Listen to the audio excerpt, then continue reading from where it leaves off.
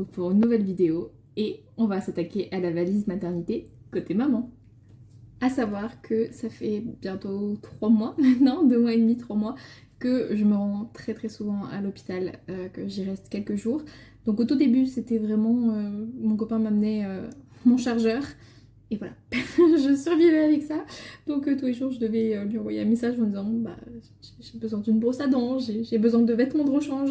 Bref, avec l'expérience du coup je sais ce dont j'ai besoin pour les séjours du coup à l'hôpital, en l'occurrence à la maternité, mais c'est vrai que ça a été assez traumatisant pour moi, donc j'ai très vite fait une valise. Donc je vais vous montrer un petit peu du coup déjà ce qui a été demandé par la maternité et ce que moi j'ai amené. Pour commencer, ce qui m'a le plus manqué au tout début, quand j'ai commencé à être hospitalisée en fait et qu'on n'avait rien de préparé, c'est une trousse de soins. Vraiment, une trousse de soins. C'est magique, c'est-à-dire que je me suis sentie extrêmement mal dans mon corps, non seulement parce que j'avais très mal, mais aussi parce que j'avais pas mes produits, et c'est assez compliqué. Donc tout simplement, j'ai une trousse de soins, tout ce qui est gel douche, tout ça, ce que je vais vous montrer, et une autre trousse avec tout ce qui est plus un petit peu crème pour le visage, maquillage. Je ne sais pas si je vais me maquiller, je ne pense pas, mais au cas où, j'ai ce qu'il faut.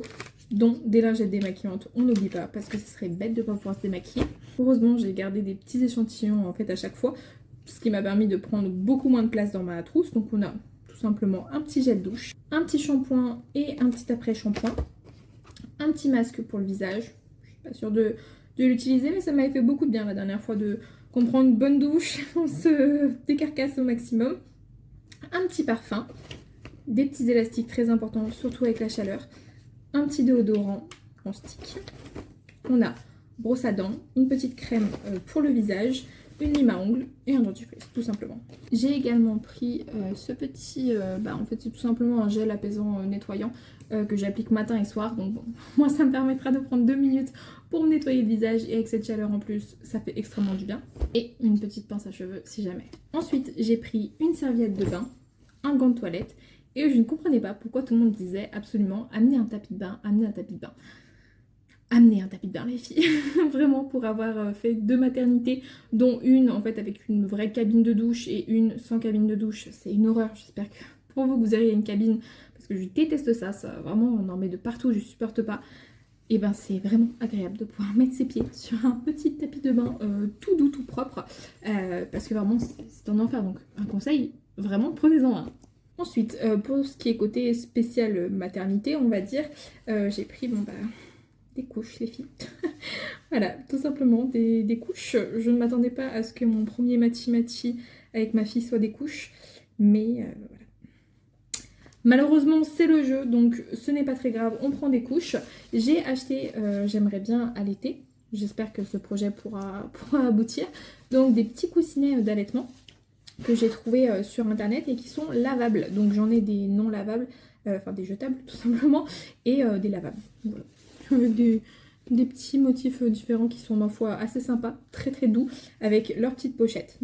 Donc voilà, au moins j'ai ma petite pochette avec moi, et si jamais il n'y en a pas assez, j'en ai quand même des jetables, donc il suffira de demander à papa d'aller en chercher en urgence. J'ai également prévu des serviettes hygiéniques, ma foi, assez larges, puisque sur les conseils de plusieurs mamans, on m'a conseillé tout simplement d'en prendre, donc je préfère les avoir plutôt que me retrouver sans et en avoir besoin sur le moment.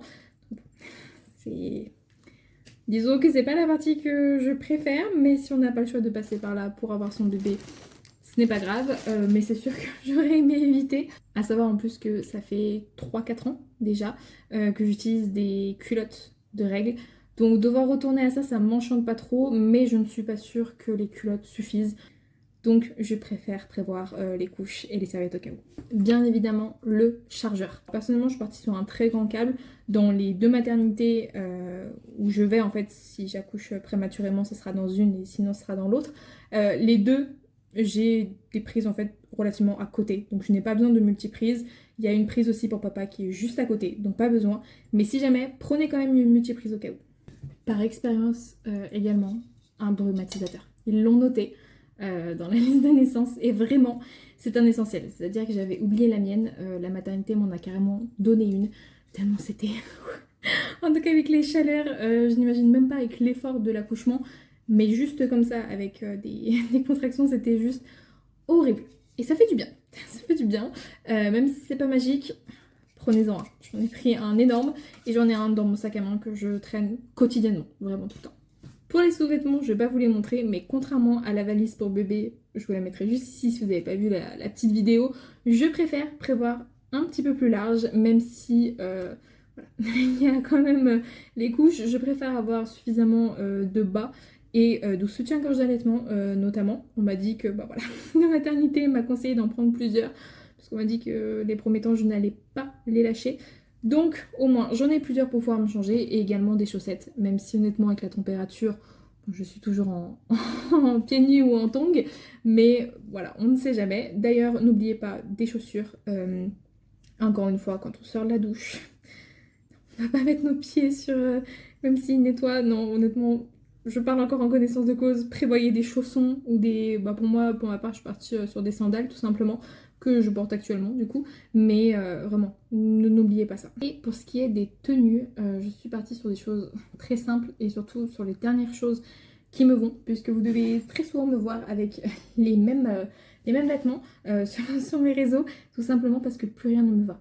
J'ai pris, pour l'instant je suis bientôt à ma 37e semaine, j'ai pris uniquement 10 kilos. Ça se voit pas forcément, je le ressens pas forcément autre part que dans le ventre, mais j'ai pris énormément de ventre. Je ne rentre vraiment plus de rien, que ce soit sur mes bas.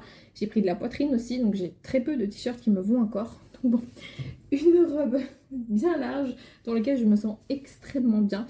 J'ai quand même prévu un short. Je commence à être extrêmement serrée dedans, je ne suis pas très bien, mais si jamais au moins j'en ai un. Et évidemment, j'ai pris un petit pyjama. C'est pareil, je ne rentre plus dedans. Avec les chaleurs, il faut, voilà, s'avouer, je dors très simplement. Parfois même nue, c'est beaucoup plus agréable puisque vraiment tout me sert en fait. Donc, il faut savoir faire des compromis dans la vie. Mais quand même, à la maternité, je me suis dit que j'allais quand même pas dormir nue. Je ne me vois pas dormir nue. Donc bon, j'ai trouvé un petit pyjama qui normalement devrait m'aller. Je l'espère. Sinon, bon, c'est un petit peu la pagaille, mais ce n'est pas grave. J'ai pas envie, surtout en fin de grossesse, d'acheter des vêtements spécial grossesse. C'est vrai que j'en ai très peu acheté tout du long. J'ai dû acheter un ou deux pantalons. Enfin, un ou deux leggings au début, puisque je suis tombée enceinte en novembre. Et très vite, pourtant je n'avais pas beaucoup de ventre, j'avais pas pris beaucoup de poids, mais je rentrais plus dans mes vêtements. Donc il a fallu très vite trouver une solution. Et vu les températures, il était hors de question de mettre une robe ou quelque chose de léger. Non, je suis très frileuse. Donc bon, on était parti sur ça. C'est vrai que j'ai pas envie d'investir dans des vêtements que je ne vais plus porter après. Voilà, là c'est des vêtements qui me vont, qui j'espère ne seront pas trop détendus une fois que j'aurai perdu mon ventre. Mais au moins, voilà. Donc en tout cas c'est tout ce que me demandait la maternité et c'est tout ce que je vais prendre avec du coup comme je vous disais la trousse avec tout ce qui est soins, crème hydratante, tout ce qui reste si jamais j'ai envie de me maquiller au cas où pour me sentir bien, encore mieux dans ma peau. Et on n'oublie pas les papiers administratifs, à savoir que moi le papier en fait j'ai un classeur qui est directement en fait à l'entrée de la maison puisque bon, on en a souvent besoin et que je prends pas tout le temps ma valise avec moi. Même si maintenant on essaye de l'avoir un maximum dans la voiture, là on l'avait remonté histoire de nettoyer quand même les affaires que j'avais utilisées pour pouvoir changer et remettre des choses si jamais. Mais ouais, avoir toujours la pochette avec soi. Moi ce qui me recommande d'avoir c'est mes justificatifs, donc en fait d'identité, donc carte d'identité de la maman et du papa, mais ça c'est dans nos sacs à main donc on les a tout le temps en permanence avec nous. Ma carte de groupe sanguin qui, pareil, j'ai sur mon téléphone. Ils l'ont aussi, mais c'est dans le sac de bébé. Comme ça, je ne suis sûre de ne pas l'oublier. Je l'ai également dans mon porte-monnaie. Au moins, on est sûr de l'avoir s'il se passe quelque chose, j'ai ma carte. Et également, moi, la maternité nous a demandé de faire une reconnaissance anticipée de paternité à la mairie. Donc, ça a été très simple, hein, ça a été fait en 5 minutes. On a été à la mairie, même sans rendez-vous, on a demandé le papier. Voilà. C'était fait. Donc honnêtement, je m'attendais à une grosse charge administrative là-dessus, pas du tout. Donc vous pouvez y aller, au moins ça c'est fait. Et c'est l'ensemble des documents qu'on nous a demandé, en tout cas, d'amener le jour J. Tout le reste, voilà, ça reste ma maternité qui me suit, donc ils ont tout. Mais vraiment, ne pas oublier ces informations, c'est très important. Et je prévois, mais ça du coup ça sera un petit peu au dernier moment, puisque c'est de la nourriture, mais de faire un petit sac avec quelques petites choses à manger. Je suis très compliquée niveau alimentaire et on va pas se mentir, la nourriture de l'hôpital, à chaque fois que j'y vais je perds 2 kilos. Là sur mon dernier séjour à l'hôpital qui pourtant a duré que 5 jours, 4-5 jours j'ai perdu 2,5 kg, ce qui est assez énorme. Bon, il y a eu mon opération de changement de sonde liée à mes coliques, mais c'est pas ça qui m'a fait perdre du poids. Et en fait, à force de pas manger, c'est voilà, c'est très compliqué. J'avais pas l'appétit au début, et après, c'est vraiment. Faut pas être compliqué, je pense, pour aimer la nourriture de l'hôpital. Alors, je ne leur jette pas la pierre, mais c'est compliqué. Donc, je prévois de faire en fait un petit sac avec les aliments que j'ai envie de manger. Personnellement, je n'ai pas d'envie particulière après la grossesse, puisque tout ce qui est saucisson, tout ce qui est... En fait, tout ce qui est aliment interdit, mis à part la viande saignante, il n'y a rien qui me manque. Je ne mange pas de sushi, je ne mange pas toutes ces choses-là. Donc, honnêtement, à part un bon steak saignant, il n'y a rien qui me donne envie. Et je vais peut-être pas mettre un steak dans ma valise, mais du coup, vraiment, voilà, des petites choses, des petits snacks, des petites boissons fraîches pour tenir en fait au moment du pré-travail tout simplement, et pour après, même si encore une fois papa habite, on habite à côté, donc papa peut faire les allers-retours et nous amener ce qu'il faut, mais prévoir quand même un petit encas, on va dire. Comme je vous disais, on avait remonté les affaires histoire de tout nettoyer, histoire aussi de vérifier qu'on avait bien tout, que ce soit de mon côté ou de côté de bébé, mais ça va vite retourner dans la voiture au cas où il se passe quelque chose, même si on est à côté. Je préfère qu'on ait toutes les affaires directement dans la voiture, parce que c'est vrai que bon, ça va être notre premier enfant, donc mon premier accouchement. Je sais pas comment je vais gérer en fait cette peur. Est-ce que je vais devoir y aller d'un coup, je vais perdre les os et je vais vite partir, ou alors est-ce que je vais prendre le temps de rester à la maison, que le travail avance un petit peu, je ne sais pas du tout. Et j'ai vraiment pas envie d'avoir cette charge le jour J, qui peut arriver à n'importe quel moment bientôt, de me dire ah mais j'ai pas pris son sac, est-ce que j'ai bien pris ma trousse de toilette? Non, non, je ne veux pas du tout avoir à me préoccuper de ça. Donc on met tout dans la voiture du coup du papa qui nous amènera, et au moins on est sûr de tout avoir. Donc si vous voulez vous enlever une petite pression, petit conseil, mettez-le dans la voiture, ça prend un petit peu de place, mais c'est pas grave. Si en tout cas vous, il y a des choses que vous n'auriez pas mis, ou au contraire des choses que vous aurez absolument mis, n'hésitez pas à me le dire dans l'espace commentaire. Je ne sais pas si j'aurai le temps de voir les commentaires avant de partir à la maternité, mais ça servira toujours à d'autres mamans. Et moi je vous laisse sur cette vidéo, et on se dit à dimanche prochain pour une nouvelle vidéo. Ciao ciao.